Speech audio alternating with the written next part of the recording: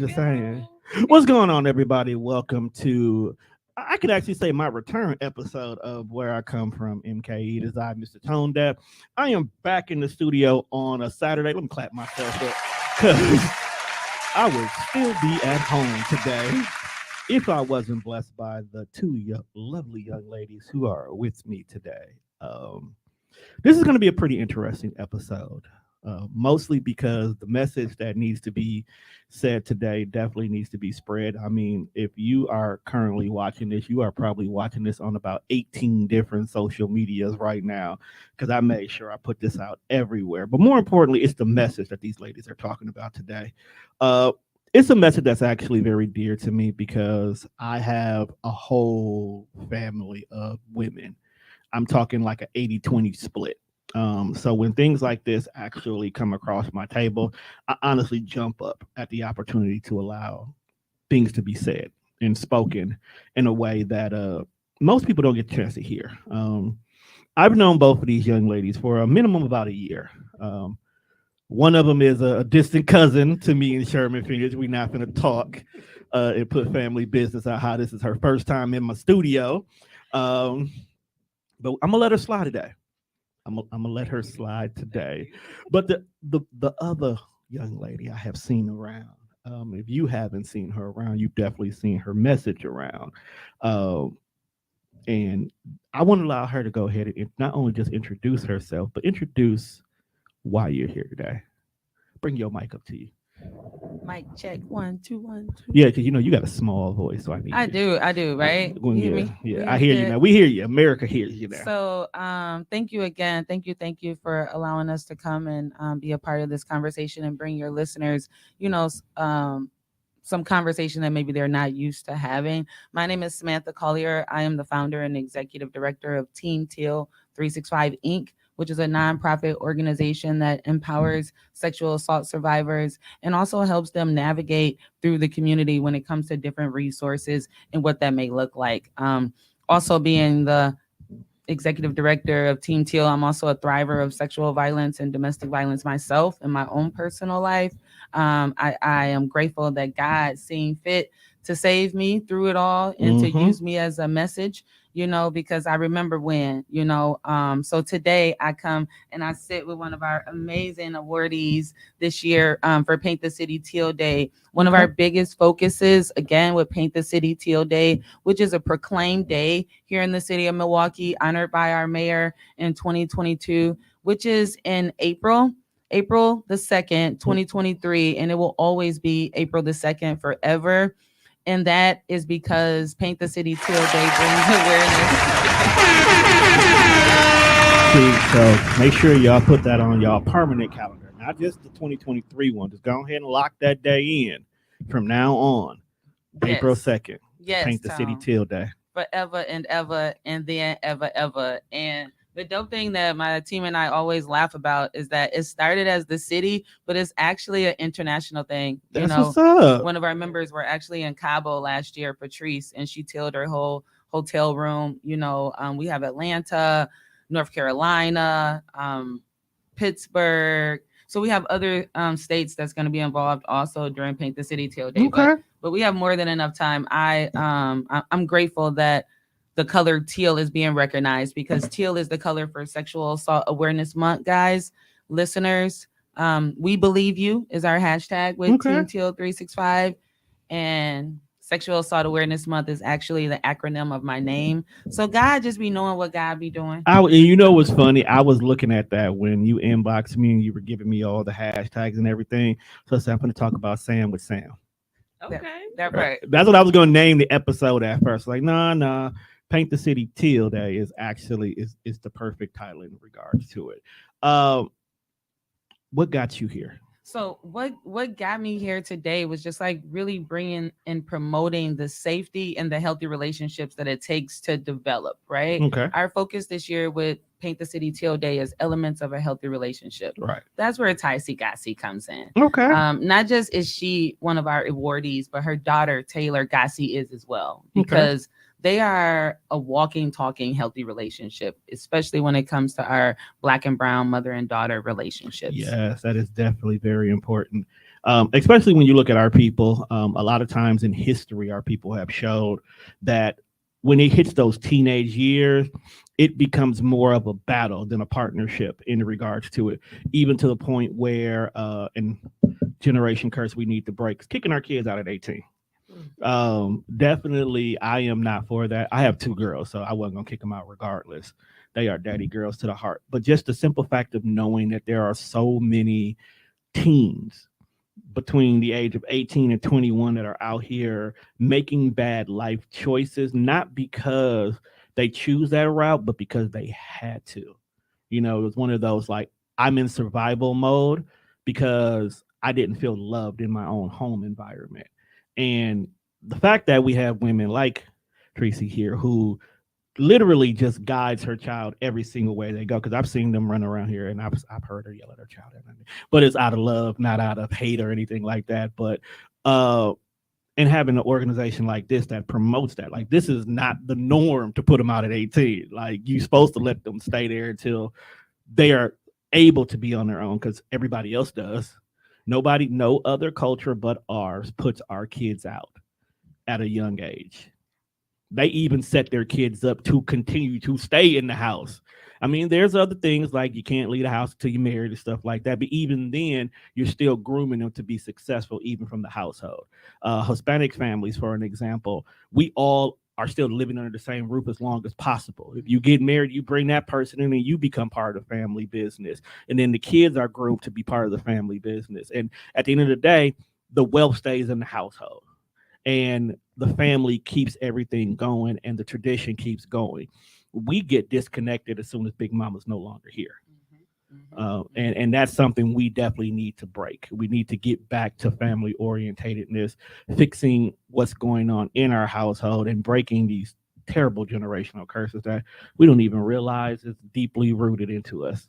That part. Again, why we're honoring Ticey, because stories like Ticey's and Taylor's always get wrote out the script. They do. It's very rare that you have a thriving mother being a healthy relationship, not just for Taylor and AZ, which is her children, Right. but also other young people. They come to her. I've seen it, and I just want your listeners to hear from this amazing mother, entrepreneur, co-facilitator. She Right. facilitates, she's really in the community, making it a better place, not just talking it, she's actually walking it every day. So I just want Ticey to talk about like what that feels like to have an element of a healthy relationship and, Right. and the time and the patience it takes. Like, it's amazing to see. But well, hey everybody.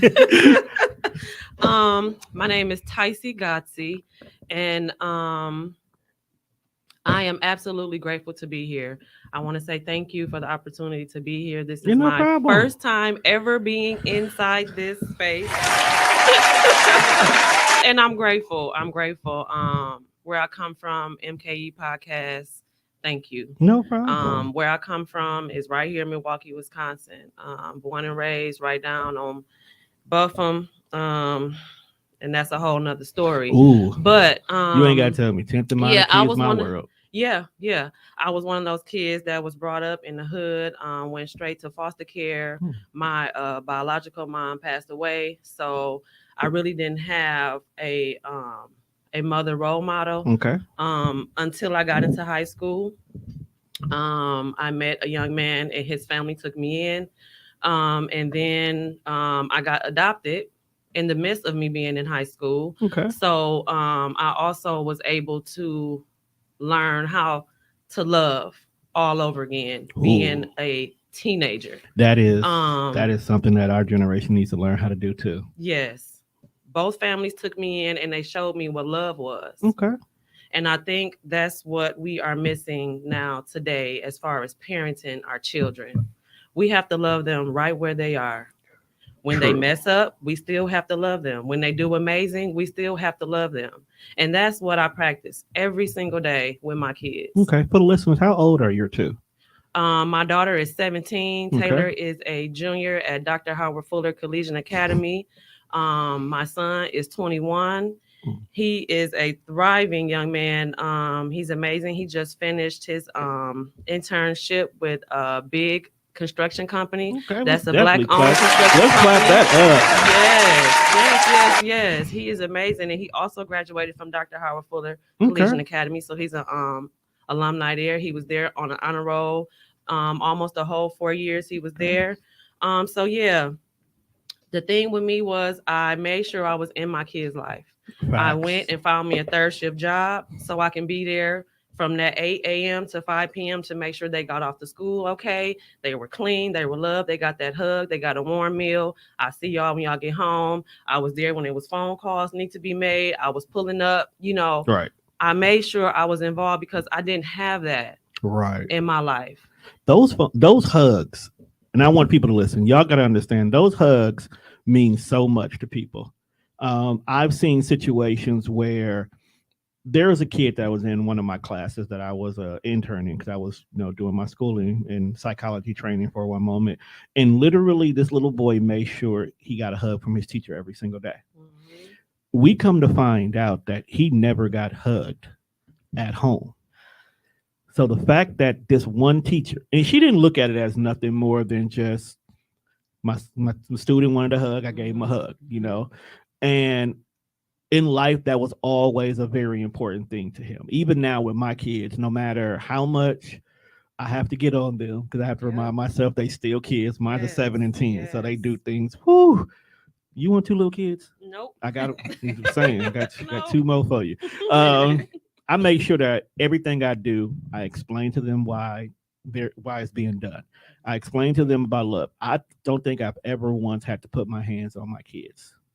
Mhm. Because that's one generational curse I really want to break. Okay. Whoopings is just psychologically something that's just been handed down from generation to generation because during slavery we thought that was discipline because that's what happened to us. Okay. So when it came time for us to discipline our kids, we immediately went back into that exact same mode.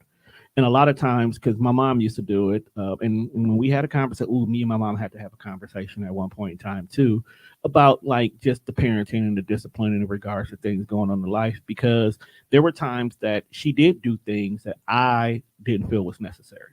It wasn't that severe, but then over time, the answer that was given to me was the answer a lot of our parents would give to us if we had that same conversation is I was doing the best that I could do.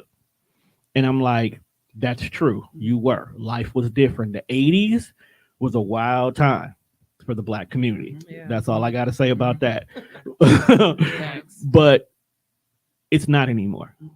We have more opportunities. We have more abilities to parent, teach, and communicate with our kids more. We need to communicate with our kids more now than ever Communication is before everything. Yep. because there are so many things our kids are going through and seeing and experiencing, and the media and society is making it even more difficult for them to understand.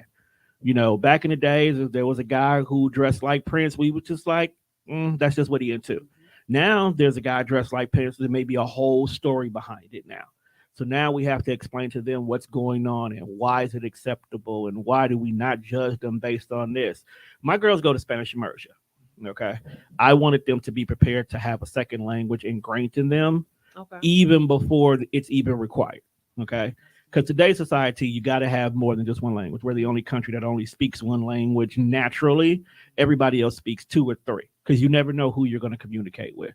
So I want them to be able to do Spanish. If anything, you can be in the room where it happens and know what everybody is saying no matter what.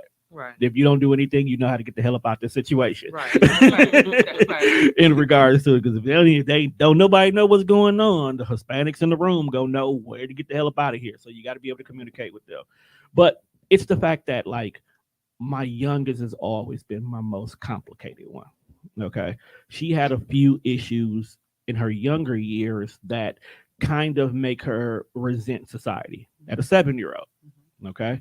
I have to hold her a little bit more. I have to hug her a little bit more often. I have to explain things a little bit more to her. Another generational issues where we were always told kids are supposed to be seen, not heard. Mhm. And a lot of times kids were going through things such as sexual assault. And because that they were afraid to come and talk to the parents to tell them Mr. Such and such or Mrs. Such and such is doing A, B, C, and D to them. I don't ever want my kids to feel that you can't never talk to your dad about anything. Right. I don't never want you to be scared about what reaction that I'm going to give you, because my reaction is always going to be, let me hear your side of the story. I don't care what this teacher said. I don't care what this parent said. I don't care what this adult said. Let me hear your side of the story. Tell me from your point of view. And 9 times out of 10, I'm going to believe my child, because my oldest refused to lie to save her life. She'll tell on herself to make sure she's not in trouble. Like, look, Dad, Okay. I was in the That's kitchen. I was good. making hot chocolate, but that broke on its own. Right. You know what? I told you not to get in that hot chocolate. All right, cool. It probably fell on its own. You're not in trouble for that, but you can't have hot chocolate for a week now. It's and she understood. And sometimes I don't even have to punish her. Like, Lily, why'd you do that? Well, I was supposed to. And so, what do you think a person who's not listening is supposed to do? They shouldn't be allowed to be on their tablets. For how long do you think? Mm. About a week. That works for me. Okay, put your tablet up. Like, I don't have to punish you. Yeah. You knew what you did was wrong. And we don't have that kind of communication. Now it's to the point where my kids, Daddy, what time are you coming home? I can't go to bed till I know that you're safe. I can't do this without this doing this. Daddy, if I go do this, what will happen if I do? Now we talk. Yeah. My 7 and my 10-year-old. My 10-year-old talks to me now more than ever. And everybody keeps saying, well, when they get teenagers, that's going to change. No, it's not. Right. It 'Cause shouldn't. It's not. You want to know why it's not? Because my children are not going to feel the need to have to hide anything from me. I want you to talk to me. I want my kid to be that kid that if you and your teenagers are out here and y'all got yourself in a fucked up situation, I'm going to call my daddy. Mm-hmm. I don't want you to be worried about the fact that, if my parents find out. No, I'm going to call my daddy. He's going to come get us out this situation. Right. That's all I want you to be able to do. I don't even care if you out in Chicago having big fun. Right. You old people know what that came Right. from. Out there having big Right. fun, and your That's car right. is stuck, and you out here. Nope, you be able to. Yeah. Daddy, the car stopped working. Where you at? We in St. Louis. I'll talk to you. We'll talk about it. Yeah. I'm on my way. Drop the location. Yeah. And then I'm Yep. there. I'll cuss you out when we get back home. But I don't want you being stuck in St. Louis trying to figure out how you gonna get home. I don't want you down in Mexico. Mm. Okay. Don't go to Mexico, y'all. I don't want you down in Mexico. Another reason why you're Spanish immersion. You down in Mexico. Right. Okay. Right. And what's going on? Like, hey, I Right. don't think we on the right side of Mexico. Come on, let's go. Right. And those are the conversations, and that's again why Ticey is the example of the elements of Exactly. a healthy relationship, because it's something that's developed over Right. time, right? With your children, with yourself. It Right. takes the resilience to say, not just am I going to listen to you, but tell me what you would have did differently. Right. And the communication that we have is unbreakable, right? Right. It's that level of trust. Like in so many households, when children or teens tell mom or dad what's going on, now the whole family knows, and it's a whole intervention. Sometimes that level of trust within mother and daughter or parent and child is really, really, really important. And we Right. should keep that in-house, because unhealthy relationships begin at home. And if children can't trust their parents, then they're going to be growing up not trusting people outside of the home. Exactly. Again, why it's so important that Ticey is the example of that, and many others, but just a physical walking example, right? Exactly. Yep. And so basically, I'm just grateful for TeamTeal365 for even honoring myself and my daughter. It was shocking to me because I didn't even know anybody was really watching, right? I just tried my best to be a great parent. I also want to shout out my own personal company, Control Plus C, Go right ahead. in the building. We are a copy and printing store with my partner, Crystal Ship. I was going to say Control Plus C. Control Plus C. With my partner, Crystal Ship. Hey, the logo looked like that, so Yep. So, and also New Life. I am a facilitator for them as well. Okay. And that gives me the opportunity to spread love to other, not only young girls, but these young men out here. Oh, I'm not even gonna talk about They how are much really we. being left behind as far as just showing them love, because they come off so hardcore, right? Mm-hmm. And don't nobody really want to Woo. love on them because they don't even know where to start. I feel personally, this is just my personal. Black men themselves are not loved out loud like they need to be. Agreed. We are actually, before even given an opportunity to learn how to be men, we're already putting two strikes against them. Black women are already talking about how no good we are at times, basing their decisions off of other males' responsibility. Then you have fatherless households. I mean, that's the second strike.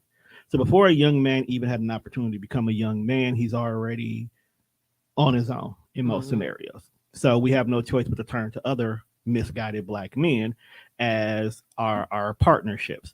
We do need to have more loud programs, not just have programs, but programs that are emphasized and talked about and known and spoken upon, where a black man can go and be safe and be a black man and learn how to be a black man.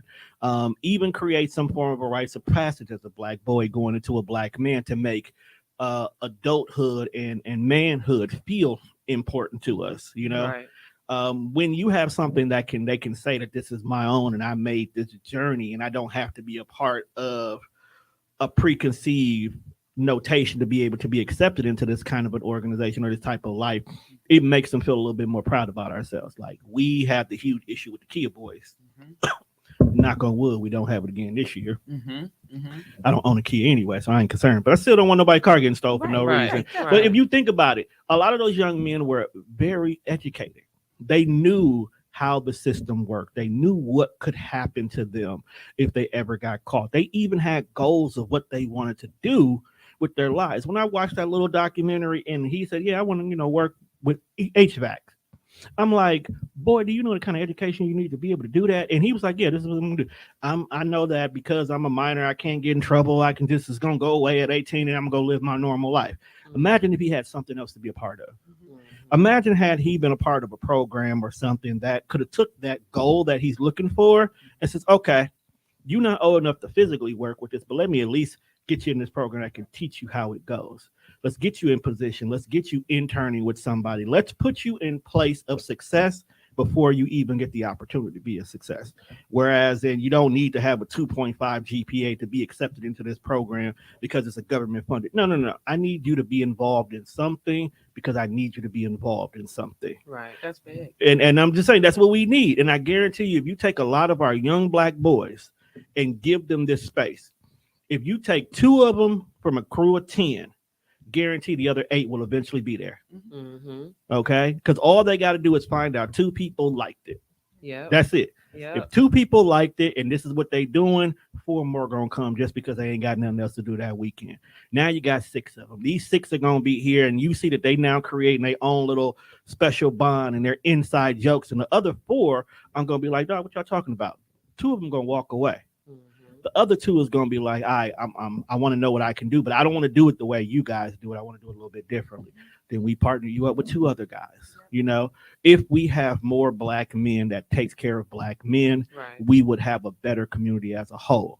Because when it comes to relationships, a lot of black boys never had a chance to begin with, and I don't like that. And that's the conversation. Right. And that's why when we do talk about the numbers, 1 in 5 men that will be sexually assaulted before the age of 18 and 1 in 3 women, a lot of times our young boys are like, "What?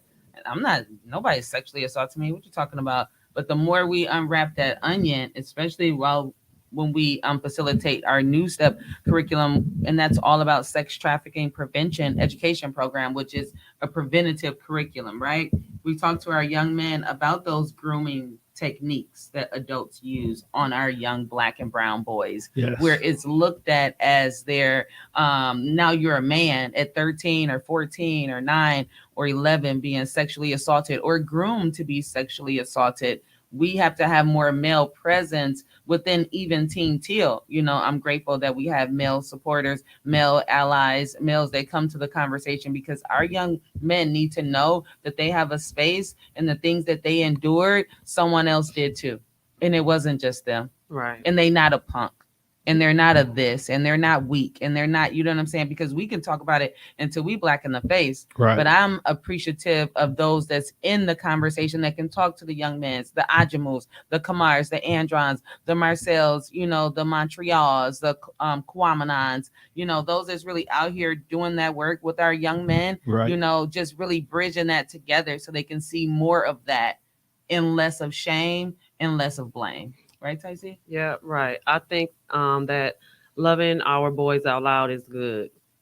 I think Because I'm remember And last we week have to. we had that little guy, that Mhm. young man that came in there. He tell him he decorated this whole sexual assault awareness month call to action board, like Yep. poster board. It was so glorious, and he loved it. He just kept He going, was didn't so he? eager to just be there. It was really dope. But we have to get it out of their minds that, like loving on each other isn't what they call gay, yes. right? Mhm. Like you can definitely hug your homeboy Mm-hmm. and it not be, no other way but just showing love. And I think a lot, like I said, once again, that is the missing middle. Shout out to all those men you name. I know every last one of them personally, so Yeah, I all know, of them. I know they're making major impacts in regards to the cities and whatnot.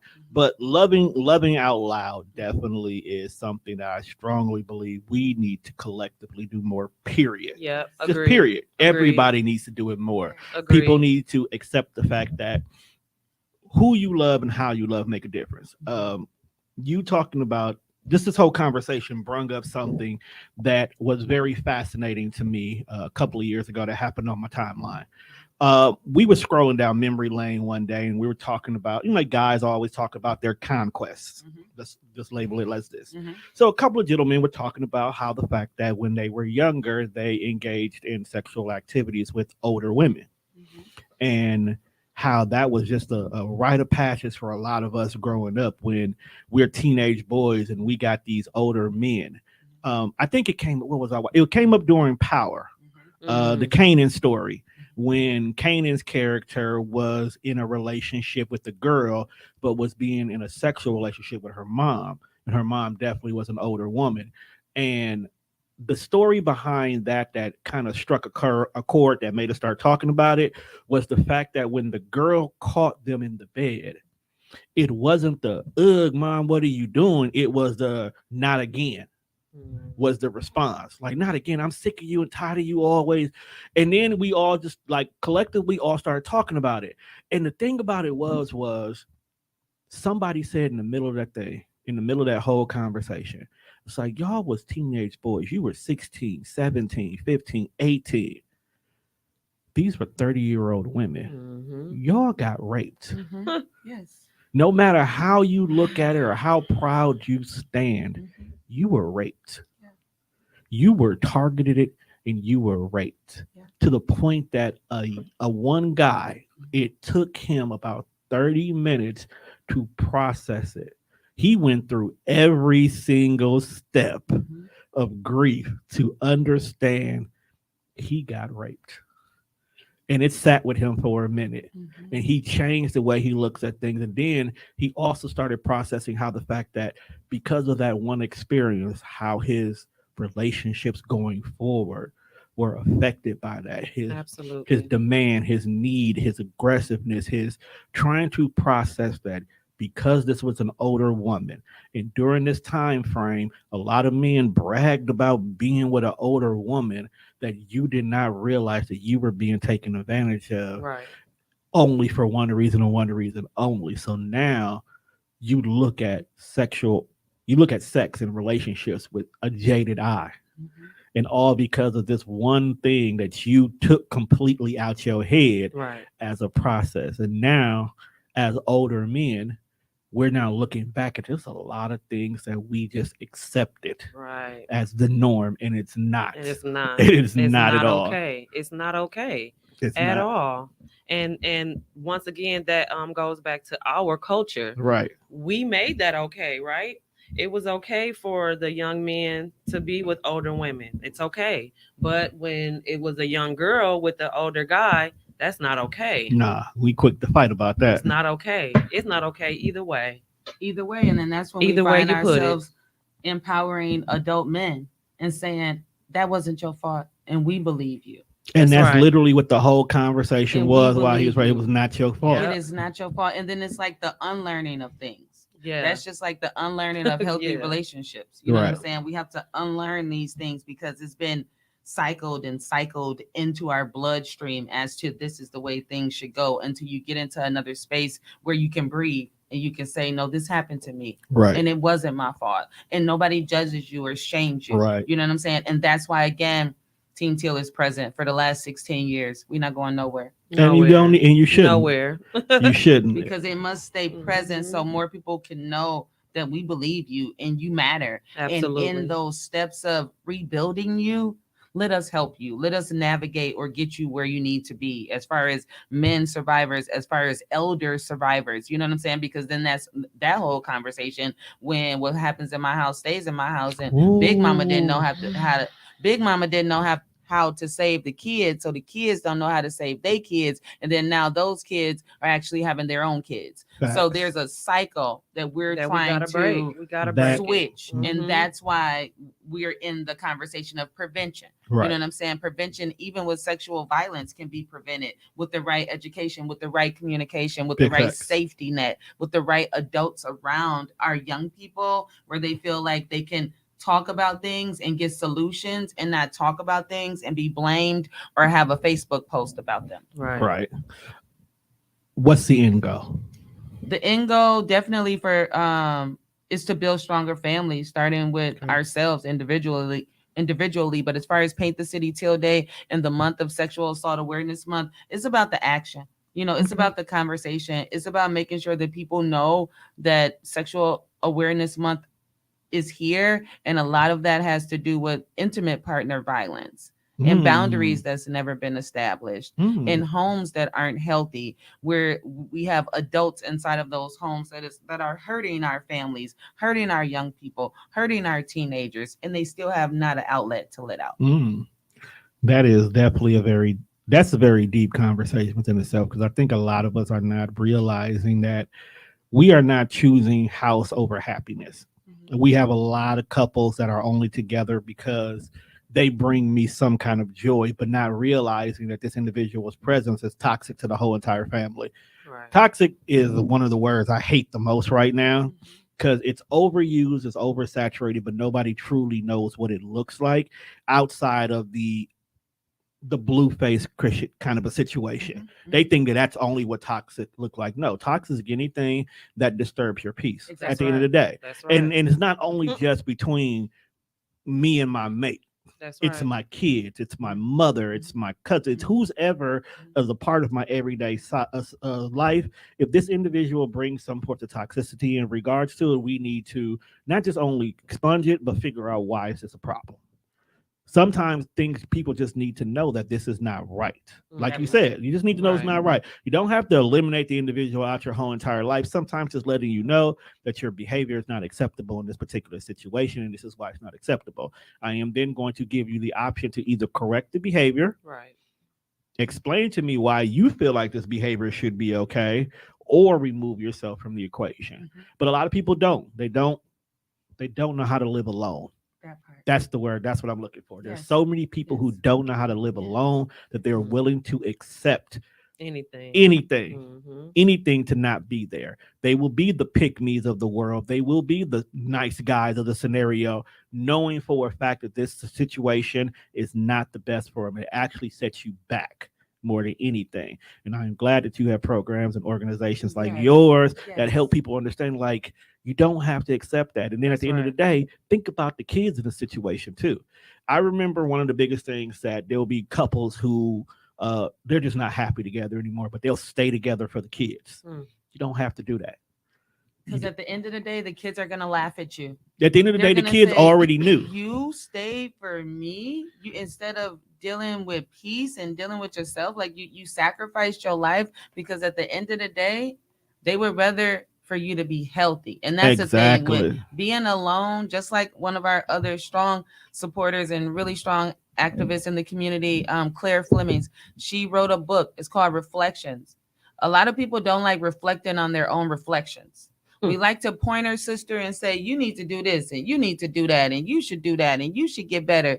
Even if you're not a parent, but you're still a human being and you want to see the community better, you have to reflect on yourself and see where maybe you can make some better choices, or maybe you should start using the power of no. Yeah. No is good. I have had somebody tell me that they do not like to be alone because they have to accept the fact that they're the reason they're alone. And there you see that, and that's a whole podcast heavy by itself to unpack that. It is. Because if you don't like you, How would somebody else love you? You got to like you. You got to love even those deep parts. And just like we talked about before with the older men that went back to their childhood, you got to love on that young version of you, especially Mm-hmm. if you're a survivor of any life violence.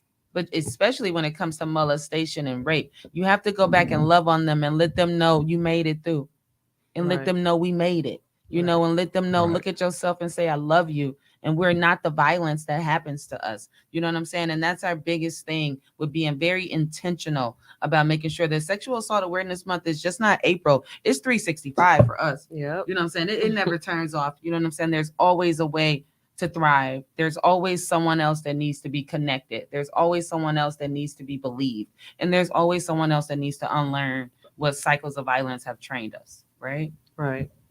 Absolutely. What do you ladies have coming up? Because April's right around the corner. Yeah, well, you already know.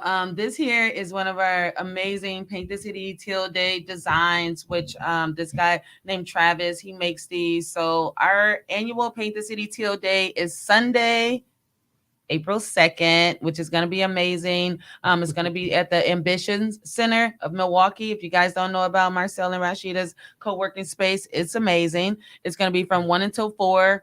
But if you want to follow us on all social media outlets, Facebook and also LinkedIn and Instagram at TeamTeal365.com, we have our registration form up for Paint the City Teal Day. And we're also starting Sexual Assault Awareness Month on Saturday, April 1st, with a walk. Okay. Yes, we're doing a community walk. And then throughout the month, Denim Day is going to be one of our really, really big days. We're actually tilling the whole downtown. This is our 3rd year now, from the Yay. Home Bridge Yeah, I to remember seeing it when all it of the happened last time. businesses. Yeah, to all of the businesses. So that'll be happening on Denim Day. We're going to have some live entertainment down at the Home Bridge, some apple cider, and some really cool ways that people can bring call to action to their neighborhood, to their space. That's the biggest thing with us, right? Like Right. making sure that people understand you can do this right where you are.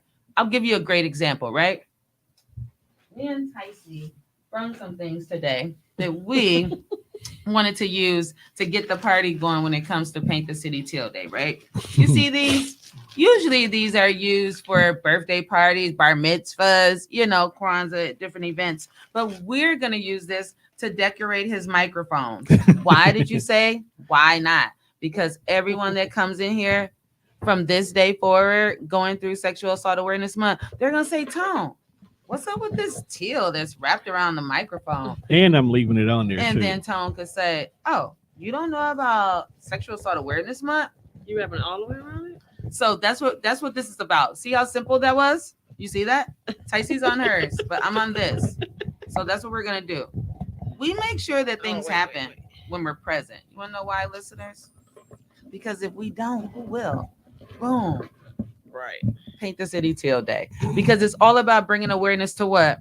The color teal, which brings solidarity to survivors, not just one survivors, but all survivors. So this is what we want to see in the community all Sexual Assault Awareness Month. From teal things in your space, from wearing teal, from painting your nails teal. Shout out to Blue Muhammad for this Signite and this turquoise right here. So also tealing ribbons and trees in your community.